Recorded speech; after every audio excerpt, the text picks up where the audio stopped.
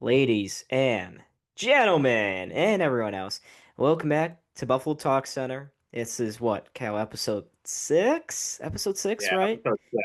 Because We're I keep, we're because I already keep, on episode six. yeah, we are recording episode six. I keep bouncing off trading episodes going every other week, basically, when feel like coming on. But I listened to the podcast last week. Frank sounded great. That was fun. Folks, we got a lot more where that's coming from, right? Right, Kale? I don't know if you want to get into specific names right now, but you got something coming down the Yeah, pipeline, we right?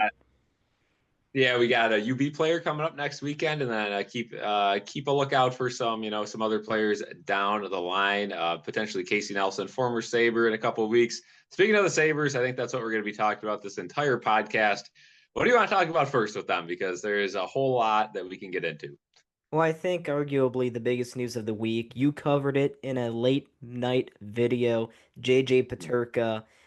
We got to see your reaction to that. You just want to quickly summarize your thoughts on the Peterka trade for anyone who didn't watch that video? Yeah, I've softened up on the thought of it a little bit after hearing some of the backstory. Paterka, some negative things he had to say. He didn't really want to be here, obviously. Hitting potentially drinking at bars late at night, unconfirmed, but pretty much confirmed.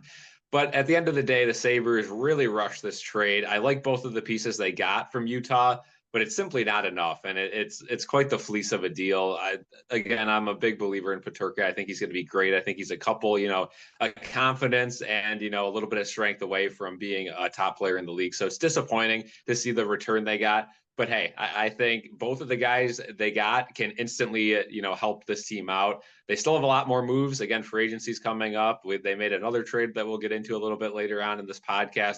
So I think it's part one of a multi-step process. I think maybe Kevin does have a plan. The issue is the first step of the plan seems to be the worst, and I don't know if they'll be able to bounce back. Yeah, well, Kevin's come under some heavy fire for probably the last whole year. It seems like he's 2 years past his shelf life, and he's still the Sabres GM. But I quickly want to talk about the Peterka trade because, like you, when it first came out, that morning I woke up, saw the video, saw all the news. My phone was blowing up that night, but I had notifications turned off because I'm a good boy, and I like to stay rested for work during the week. Well, Um, yeah, no one clipped that. But I was very angry, like you. I was not happy that the Sabres just got rid of a star. Now, there were a few people in our comment section that seemed to be totally bewildered and completely taken surprised by the fact that Paterka was traded. I feel like both of us knew we had talked about it in the previous few yeah, weeks about Paterka and the rumors circulating around him, maybe not wanting to be in Buffalo, some of his personality issues. We talked about this briefly from time to time. So we weren't, it's not like we were surprised, right? It was just more of the return upon first thought was really underwhelming. And as the days have gone by, I've started to come around to the return. I don't think anyone in the entire NHL, the national NHL universe, is really going to agree with us on this, but the Sabres, they didn't really get fleeced too hard. I mean, we had talked about Michael Kesselring before, maybe on this podcast, probably in one of the videos, as a potential target this offseason. Why? He's big. He can be nasty. Doesn't play on the penalty kill, but he is very good in the two-way game. He is kind of that perfect partner that we've been talking about for Owen Power, right? This is the kind of player the Sabres have been looking for, and Kevin Adams has been promising Owen for 2 seasons, 2 seasons straight. yeah. I don't. I lost my train of thought. But Kale, are you on the same page on this? Yeah, 100%. Like Kesselring is one of those guys that you look at Owen Power and his entire career, and the one excuse he's had is he has never had a good defensive partner, right? If you put this guy with Owen Power this year and Owen Power continues to struggle, then you have a bigger problem than initially thought. Again, I'm very happy that we got him. He was one of the guys that me and you both had circled in a red pen on our sheets for the offseason. The only issue is the only other guy you get in this trade is Josh Doan, who is a grinder, a bottom six forward who, puts in a lot of effort. He's one of those guys that is a Lindy Ruff guy. This trade seems completely Lindy Ruff derived. It's decent, but when you have these rumors floating around that Marco Rossi was on the table, Jordan Kyrou was on the table for JJ Peterka, you look at this return and it's scraps compared to that. Right. Again, Jordan Kyrou, I'm sure it was, oh, we'll give you Jordan Kyrou if you give us Peterka and Power or Peterka and Byram. That's something that these insiders are leaving out, and it makes Buffalo look even worse. I get it, but if it was like a 1-for-1 situation or something close to that, this was certainly not the best package. But we got to live with it. And again, there's a lot of potential and a lot of time in these next couple of days. By the time this podcast is up, who knows what will happen? But a whole lot Hmm. of moves could be made, and this could make sense in a week. And if it doesn't, we have major problems. Yeah, I mean, the way that the Buffalo media, Sport Sabres Twitter specifically, has been talking about this trade is let's not view this trade in isolation, right? This has got to be taken together with a potential Byram return, any other trades that the Sabres might make. We have to view this offseason as a whole because there are just so many holes on the Sabres roster currently that one trade where you're going to lose a top six forward or a top four defenseman, you're not going to get everything back that you desperately need for your hockey club, right? Like for Peterka, I'm sure the ask was probably another top six forward that was just under his caliber, plus a top four defenseman who can play second pair minutes. But from the sounds of it, the market just wasn't there for a guy like Peterka. And it also sounds like that the market is a lot softer than we maybe thought with regards to Bowen Byram. Yeah, which is a scary thought for sure. I mean, you make the Paterka trade just days after Trevor Zegras gets traded, a trade that everyone says, oh, an absolute fleece job. Then Paterka gets moved. And like you said, maybe the market is really soft for forwards. Now, the hope is that defenders are going to be a little bit more sought after. It seems, they have been the last couple of seasons. Bowen Byram, again, we continue to hear from Cervalli and, all the other reporters. 6 to 8 teams interested in Byram. Again, if you could start a bidding more there before free agency starts, you could seriously get a ton back, an unexpected amount back for Bowen Byram.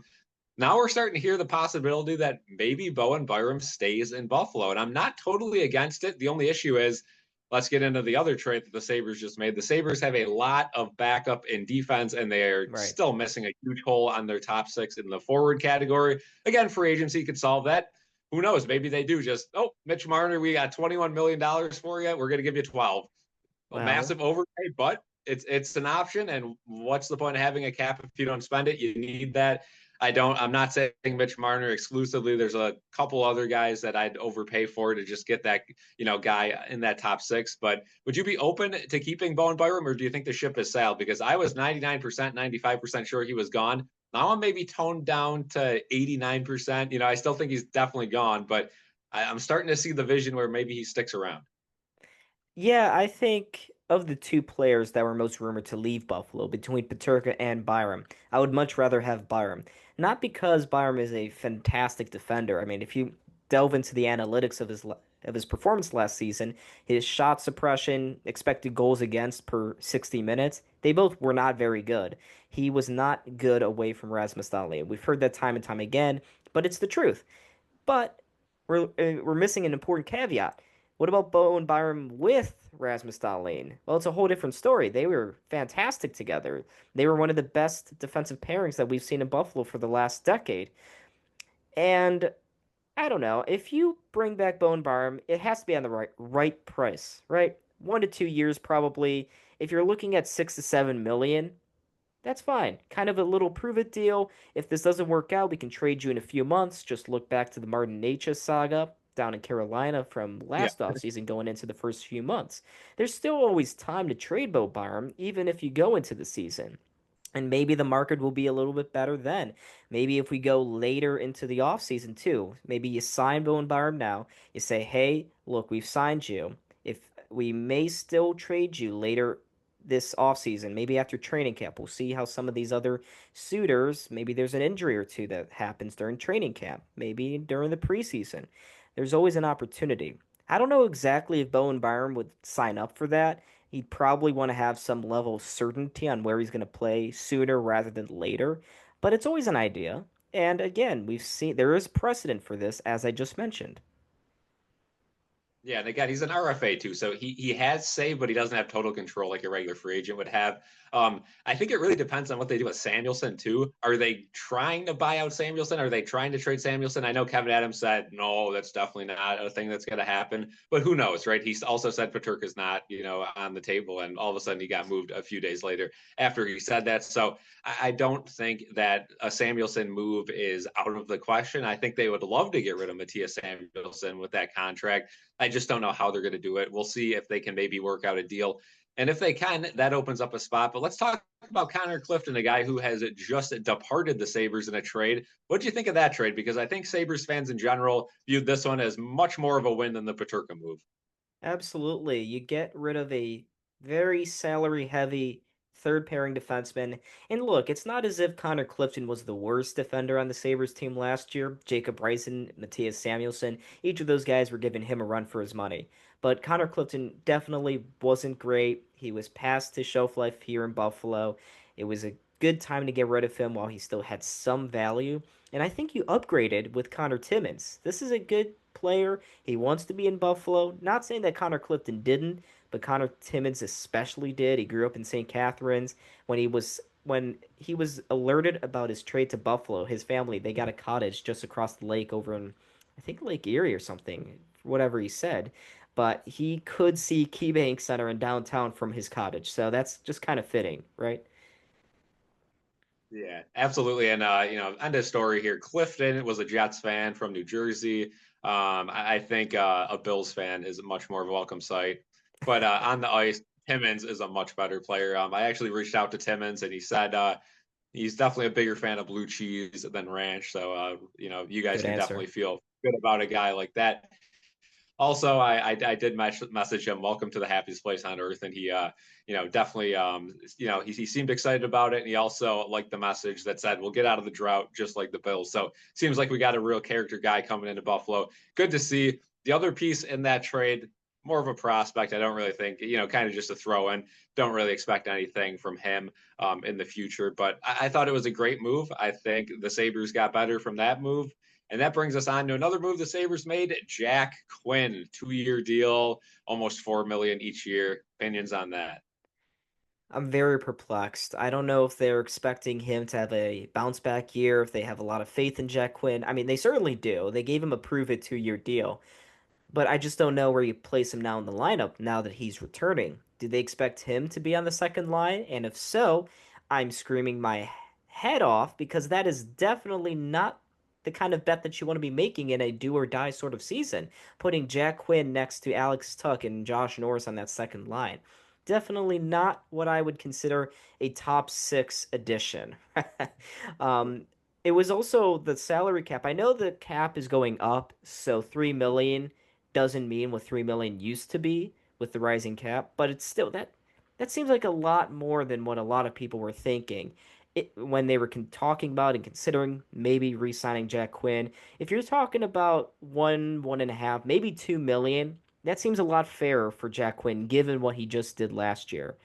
But to put up almost $4 million for a forward that has been oft injured, that is not very good defensively, didn't even produce big time on the power play either last year.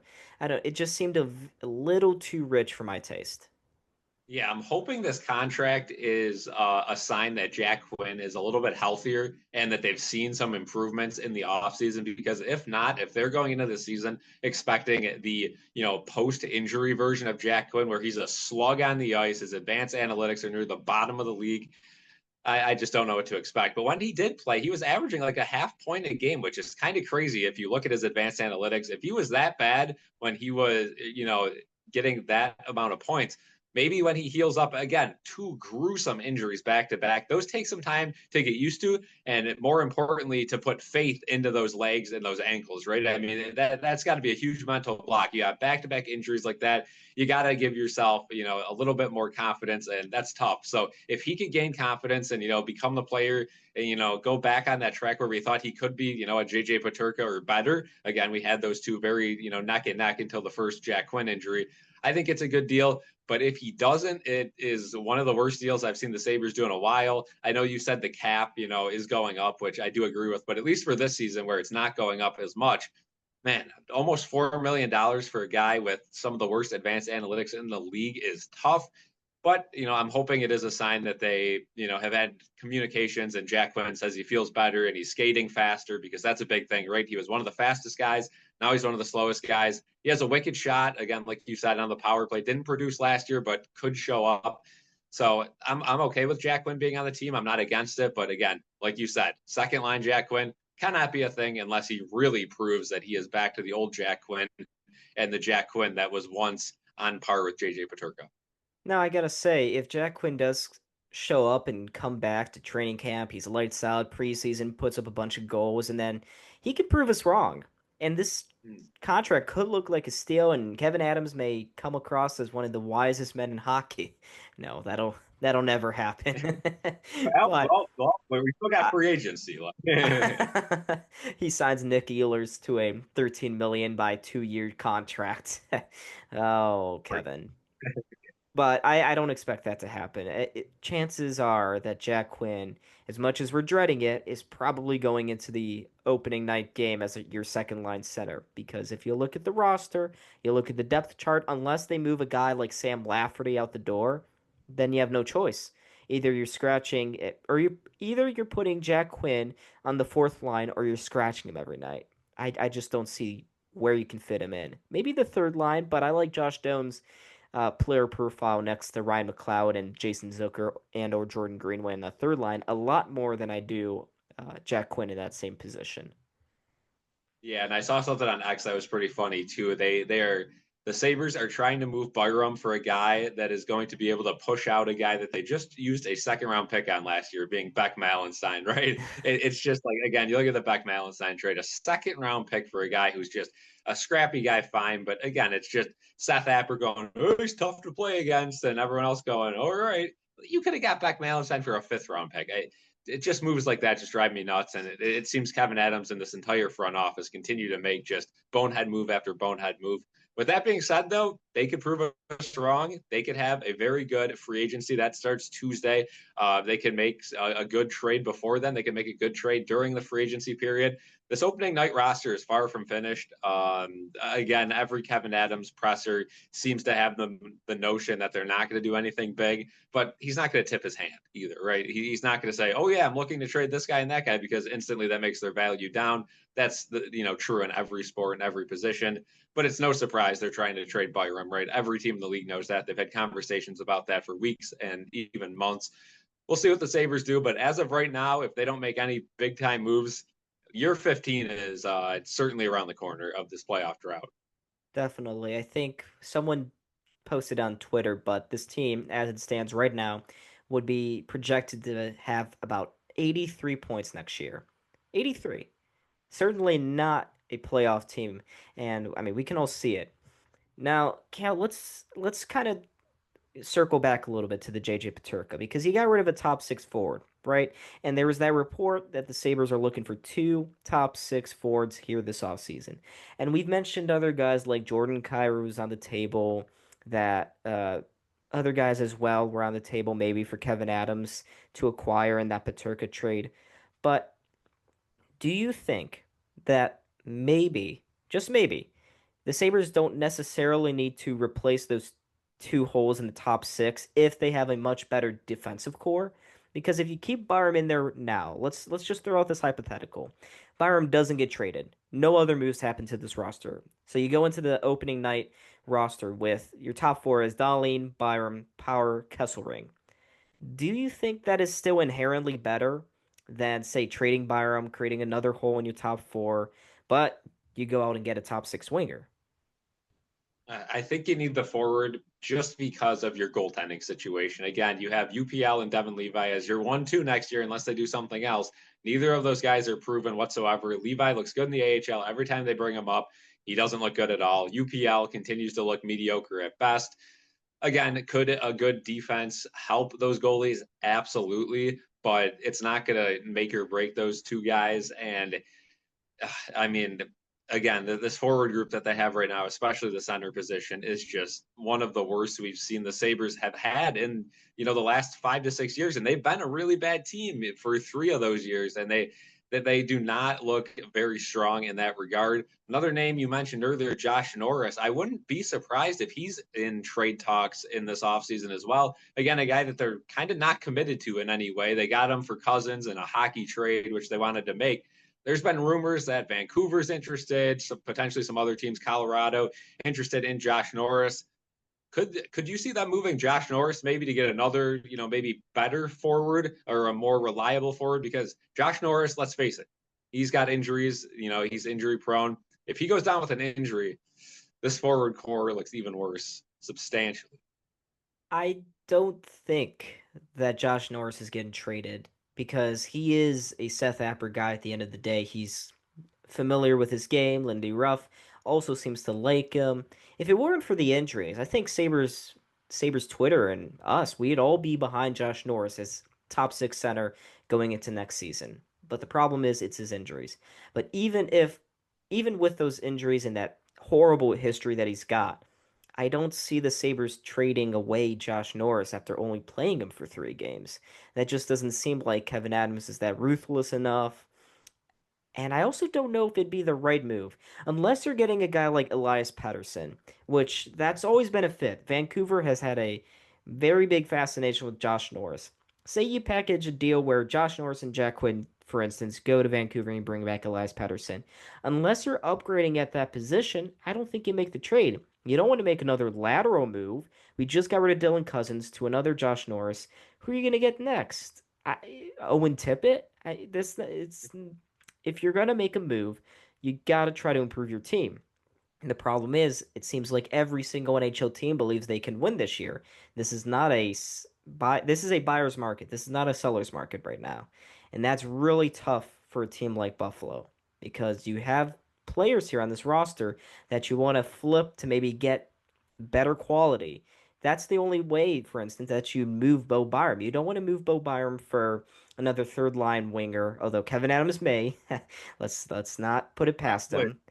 He may just get like another Josh Dillon plus a fifth round pick next year. But I don't think that's what he wants to do. That's why he's held out so long on Bo Byram. The same goes for Josh Norris. You don't want to bring in another, oh, maybe he could be top six because you're just creating a perpetual cycle where you're replacing the same holes that you've just created.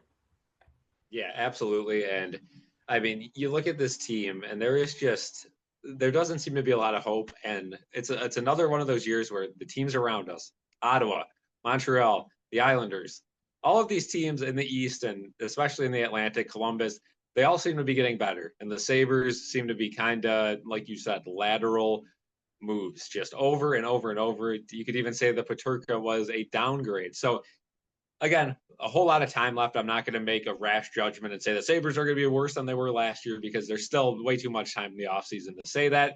Way too many opportunities that Kevyn Adams will probably pass up, but maybe he doesn't and they get better. Who knows? But right now, again, the Sabres just don't seem to really have it going on. I think the last thing we got to talk about is the draft. I know you're going to make a whole video. Let's touch on it briefly. A lot of people are really mad that the Sabres for the second straight year have picked in the first round, a pick that won't see the ice, probably for the next 4 years, if he does, with the Sabres. Again, I thought they had a decent draft. I didn't think it was anything special, but you don't need prospects. You never need prospects when you're in the Sabres situation. I'm on board with trade every pick if it could get you NHL ready players in a 14-year playoff drought. Opinions on that?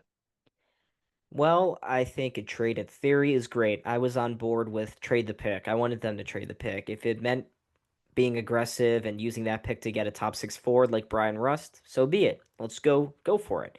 The problem is I just don't think there is that big of a market for a ninth overall pick because if you look at how the board shook out, after about pick 6 or 7, there is a massive drop off in talent. Not to Yeah. say that the player that the Sabres did end up getting, Radim Mertka, isn't going to amount to anything.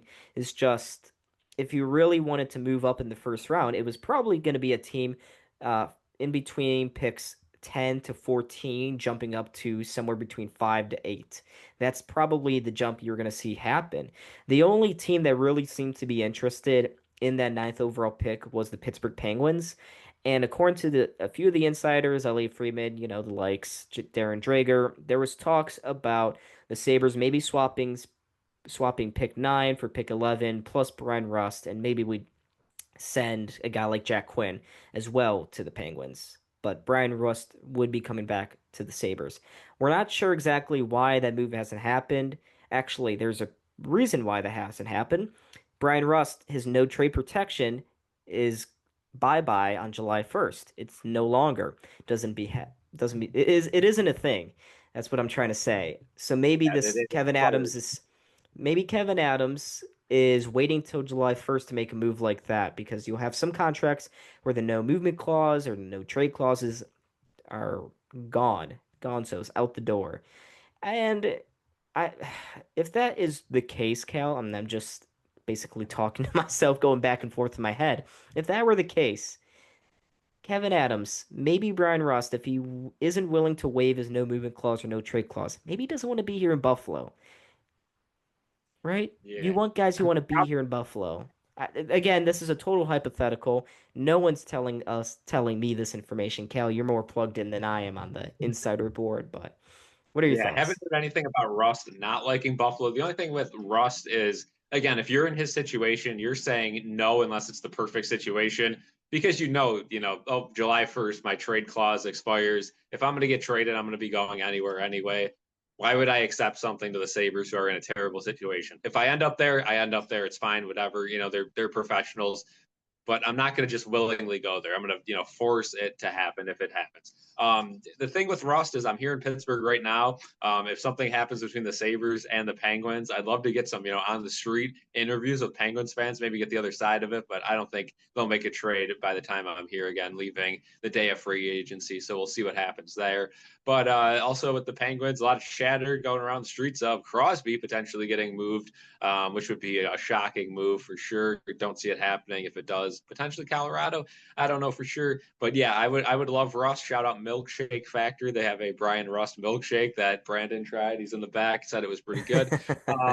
And yeah, that's where I stand on him. I think it would be a great addition to the team, kind of a Jason Zucker. I mean, they played together. I think you could be a sneaky good addition, a guy who brings that veteran mentality, a guy who's been there and done that in the league.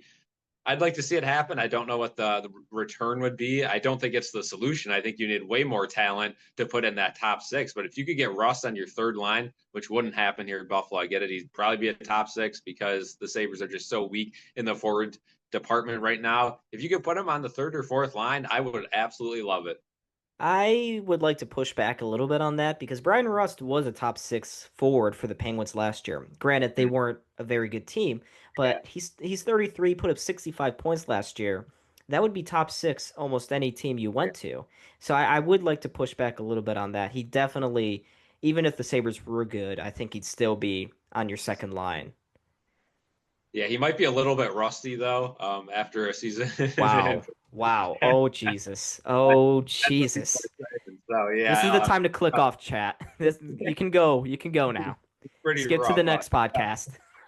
We'll see though. I am a fan of Rust. I'd be welcome to the idea, but again, if you're going to be trading, I'm seeing some people saying, "Oh, Byram for Rust." I don't like that at all. I think you get way more than that. By your facial expression, I think you agree with that as well. Yeah, for anyone who is listening and not watching, I just made a very that my face looks like my face every time Kevin Adams opens his mouth. Yeah. Pure Nasty. Ooh. disgust. Squint my eyes and look away. Ooh. No. Um but Cal, anything else you want to say here before we hop off and end this week's podcast? I think that yeah, we pretty much touched on everything again. Peterka move, I still have as a thumbs down. Timmins, a big thumbs up. So do they even themselves out? No, but Kevin Adams is chipping away at the mountain he dug himself, and it's going to be a very important 2 to 3 days. Do you have any faith in Kevin Adams? Do you think they get out of it? Simple yes or no. Maybe. That's Yeah, not a so yes or no. I my thing with Kevin Adams, and this is more of a complaint about Sabres Twitter and just this entire discourse around the Buffalo Sabres right now as a whole. I think every single move that Adams does now is just viewed instantly negatively, and I don't get it. There are certain pieces to that Peterka trade that were good, and I'm not being paid by the Sabres to say this. I'm not Craig Rivet, okay? I'm not Craig Rivet. But there are factors and angles of that Paterka trade. If you view it in a certain light, it actually doesn't look that bad. Connor Clifton, I thought, was very good. The draft No matter what Megan Chaika says on the ESPN feed, Yeah. the Mertka pick wasn't as bad as people are saying it is. I just think that right now people are crapping on the Sabres just to crap on the Sabres. It's easy to do, right? They're the punching bag. They're the Jets of the NHL. Let's just throw over garbage and heave it onto this fan base, onto this team.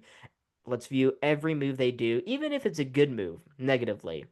And I would say to all of our listeners who are still here, Cal, you as well, me too, let's just loosen up a little bit. It's the off season. I know it's the Sabres. We shouldn't have any faith. It's been 14 years. But let's not instantly view everything as negative. Look at the Ryan McLeod trade. That's my perfect example. Everyone was like, really? Savoy for McLeod? A guy who's only put up 30 points for his career total in his entire stint in Edmonton? Well, that's actually a lot better than a lot of people gave the Sabres credit for when the trade first happened. Everybody across the NHL was crapping on the Sabres then. So have patience. It's not about having faith, it's about just letting the results speak for themselves. And you know what? If you want to go out there and complain every single move a minute after they're done, fine. But I don't know about you, Kale, but Sabres Twitter has just become so toxic. I don't even want to look at it anymore. I'm just exhausted. It's only been a week of real active stuff happening, too. Yeah, I'm right there with you, but also on the flip side, you can't blame them. It's a 14-year playoff drought. Anything they do that doesn't initially look good deserves backlash. The small goods do not outweigh the terrible bads that they've committed, this front office, this organization. But like you said, we can't really judge anything until we see the production on ice. Again, we could look back at this, the Peterka trade. Peterka turns into a bust, and all of a sudden, this move, helps propel our defensive core to a point where we make the playoffs, break the drought. Who knows? We'll see what happens in the next couple of days. But yeah, I think that's all I got to say.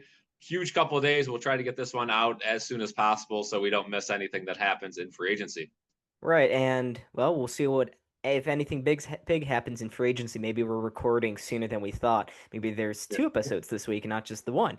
But Kale, thanks for joining. Everyone who's listening or watching at this point, make sure to hit the like button, subscribe if you're watching on the YouTube, like and follow on Spotify and wherever you get your podcast, which is just Spotify because that's the only thing we're on and that's the only thing you should be on. Not because they treat their artists very good, but because we're on there. And until I figure it out, and how to get to all the other podcasts will remain on there. But anyways, folks, I was Don. This is Cal. This here is episode 6 of Buffalo Talk Center. We will see y'all in the next episode. Peace out.